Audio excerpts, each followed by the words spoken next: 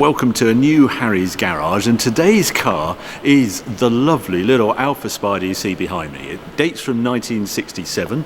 I spotted it for sale at the Hairpin Company. A great classic car dealer. Well, he's more than classic cars, iconic cars. He has cars from the 80s and 90s. It's a highly tempting place, well worth a check out. I've had from him the Ferrari 308 Vetrosina I owned a couple of years ago, and that 930 Toba I had also came from the Hairpin Company, and now he's got this for sale, and I just couldn't help myself but to have a closer look. But what really put this car on the map was, of course, the film The Graduate. Dustin Hoffman just starring that film, and just seeing the image of that little red Alfa Spider charging across in the dust, that really put this car into everyone's mindset, and they associate it with this romance and danger, etc. So it's a highly desirable little car. Let's go and have a closer look. Okay, the first thing you should know about this version of the Alfa Spider, it wasn't in production very long. It came out as a 1600, as I say, 1966, starred in the Graduate film, and then moved to the 1750. But by 1970 it had been replaced with a new version, a different look. It had a chopped off tail, the next version, and wasn't quite as pretty as this early version. So this is the most sought after of all Alfa Spiders, but it's also the least numerous. And you can sort of tell why this is the most sought after when you look at it, because it is just so damn pretty. It really needs a smaller number plate at the front. That's the first thing I would change on this car. And it was designed by Pininfarina and actually built by Pininfarina as well. So it wasn't built at Alfa's plants, it was built by the designers. That's hence why I think it's more expensive. But it's that boat tail rear that defines this car. Just gorgeous. The small lights, a little finished, a little flourish of those little chrome bumpers at the end, and the single exhaust coming out. And no bad, just Alfa Romeo, because on the 1600s like this, it was just plain. They didn't actually put what engine was in it. It was just the Alfa Spider. Very, very pretty. Now, I should add at this point that this one was restored in Holland a few years ago, so it is utterly perfect. It's only got around 30,000 kilometres recorded anyway, because unfortunately yet another car from the 60s that just adores to go rusty. They self-destruct these things. It doesn't need salt to do it. They will just self-destruct in front of your eyes if they see any sort of moisture. Though in this period, we sort of forget that cars used to go rusty so fast, but there was no body protection on this car whatsoever underneath. So if it rained and it got into the sort of cavities where there was metal against metal and never cleaned properly and a bit of mud in there, it went rusty. And I don't know how many survive today, but this is a glorious example, because this being restored, it doesn't make sense, the cost of restoration, to what the end cost. This car is up for sale for just a touch under £40,000, so high 30s. And probably the restoration, I don't know, it would cost 50, 60,000 to get a car into this condition. So it's a labour of love, and I'm so glad this car is here and I can show you around it, because it is almost the perfect example. During the restoration they made a few little tweaks. It wouldn't have come on these correct for the period alloy wheels. They were on the GTV, the sort of more racy car, not on the Spider. The Spider came with steel wheels.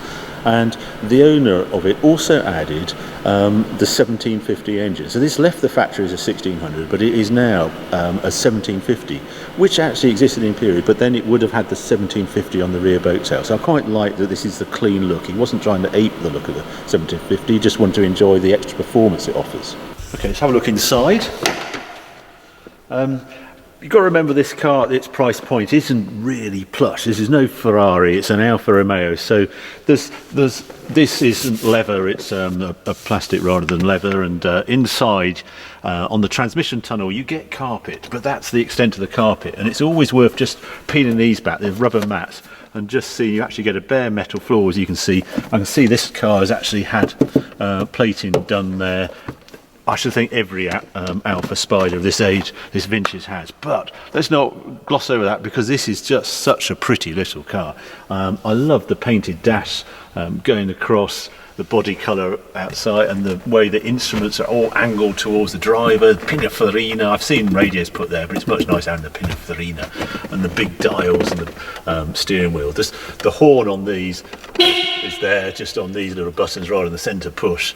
Lovely clear instruments, and it's about 6,000 RPM max revs on this thing, but it's just a delightful usable interior. I also love how the glass, when you wind the glass down, there's no frame around the door, so that just drops down. It looks so elegant. In the back, just behind the rear seats, these just tip forward. There's a little bit of space. Throw a bag or something. Again, it's all rubber matting. There's no just the carpet there. I suspect they just put carpet around the transmission tunnel just to keep things a bit quiet. Anyway, let's have a little look at the boot and under the bonnet. So to open the boot, there's a little clip there, which I think is the same as the Espada. And as you expect, a huge expanse of boot. Also worth, if I was looking at this car, I always lift this up, have a look, see if there's any rust. I see it's got the standard steel wheel in there rather than the alloy, but no rust. Very, very tidy, this car. Jack hiding at the back. There we are, but actually quite a usable boot. And at the front, let's have a look under the bonnet. There's a clip under here. Try not to pull the wiring out. Open this up, and there is the lovely 1750cc engine on this example. As I say, it left the factory with a 1600 and now it has this 1750 unit fitted. Utterly standard. I even can see, you can't see it from there so don't worry, but there's a generator down there rather than an alternator. The later cars got alternators, so I know that's sort of original. The other thing that's quite rare is this big induction tape for the carburetors, twin 40 Webers there. This actually keeps it quite quiet, and when we go out for a drive you'll notice it's not quite as raughty as you expect. And one of the things nearly everyone did in the period was to change this to a sort of KN filter type of arrangement just to give it a bit more of a bark. All very simple. It's brake servo. I don't think that was standard on the 1600s, but on the 1750 it got that. But there we go. What I love about these sort of cars is they're so easy to maintain because the parts availability is not a problem. There's so many 1750 Alfas, 2 litre Alfas, so the great easy car to maintain this. But what it's all about is how it drives, so let's take it outside now.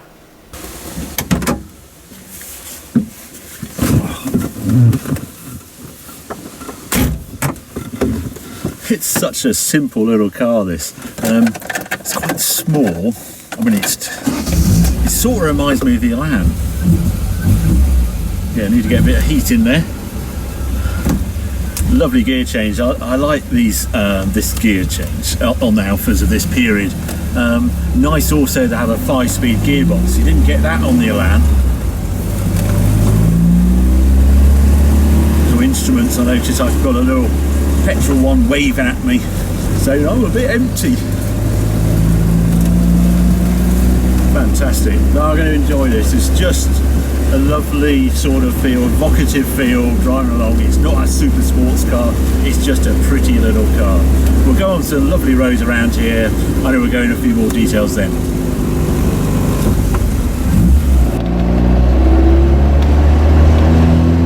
So one of the nice things on this car is of course this 1750 engine it's been fitted with. This left the factory with a 1600 and the 1600 was okay. It's quite a sweet little unit, twin cam, 4-cylinder twin cam with twin 40 Weber carburetors. It was about 105, 107 horsepower thereabouts, but the 1750 was quite an improvement. Horsepower actually went up to 118 horsepower and it added a lot of more torque. It jumped from about 109 to 130. So 20 pound-foot more of torque, which is significant, 20% extra. And this is actually quite a light little car. The spec has it at just on 1,000 kilos. It's about 1,010, 1,020, depending on what equipment you've got. And there is basically no equipment. I have wind-up windows, no radio, so therefore no speakers, nothing heavy like that, no aerial. The heater is under there and it's got a one-speed fan. It's a manual roof, which I'll have a look at later. It's really quite a stripped out basic little car. I've got everything I need, but it really is quite light because it's a steel car, it's not an aluminium special, but it just goes down the road very nicely. And I also ought to add its aluminium engine and block, so compared to things like the MGB and things like that, it was light years ahead. It's much more purpose made, and I suppose that's why it costs so much, because the cost of it was comparable to a Lotus Elan and just under an E-Type, but something like an MGB was about 60-70% of the price of this, but it was a dramatically more basic car, and this has more performance. 1600s are about 11 seconds to 60. Once they got the 1750, it went the right side of 10 seconds, so 9 point something to 60, and a top speed of about 115 miles an hour, something like that. Perfectly adequate performance for a little roadster like this. It's just sort of made for what we're doing now, just pootling around.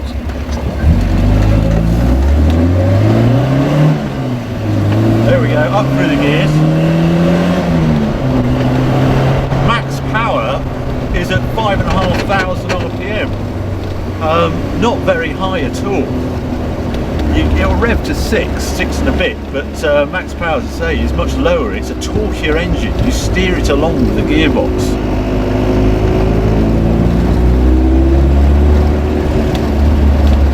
Other surprises with this little Alfa is it's got coil springs all the way around. All four wheels suspended by coil springs. It's a live axle at the back, and it's also got disc brakes, so it actually rides pretty well, and it feels sort of stiff. It doesn't feel like a saloon car that's lost its roof just as I go over a whole load of bumps, but no, it actually feels all together. It feels like a proper Spider. It left the factory and it was never meant to have a roof.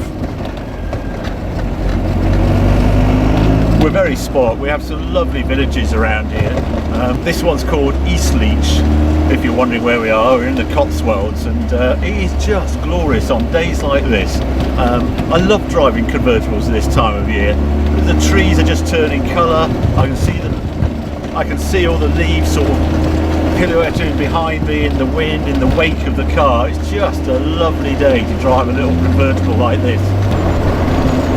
I guess one of the criticisms I might have with this car is it sort of feels quite drafty in the cabin. I think it's something to do with the design of it. We're having that sloping tail. You just get a little bit more backdraft into the car, and there isn't a sort of screen like I've got on that old SL, that 71 SL. You can't do that to one of these, but it makes up for it by being really pretty and riding just more exciting. It really is a very nice little package, this car, much more so than I was expecting. Quite smitten. The other really nice thing is it's a nice seating position. The steering wheel actually feels in the right place, which is bizarre in a car of this age.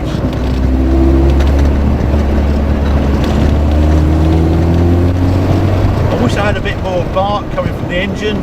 I think if I owned this car, that standard air filter would have to go, and I'd replace it with you know, a foam filter or something like that, because an Alfa of this vintage, you need that bark. That's what they're all about. You can't have that lovely aluminium twin cam and not hear it sing.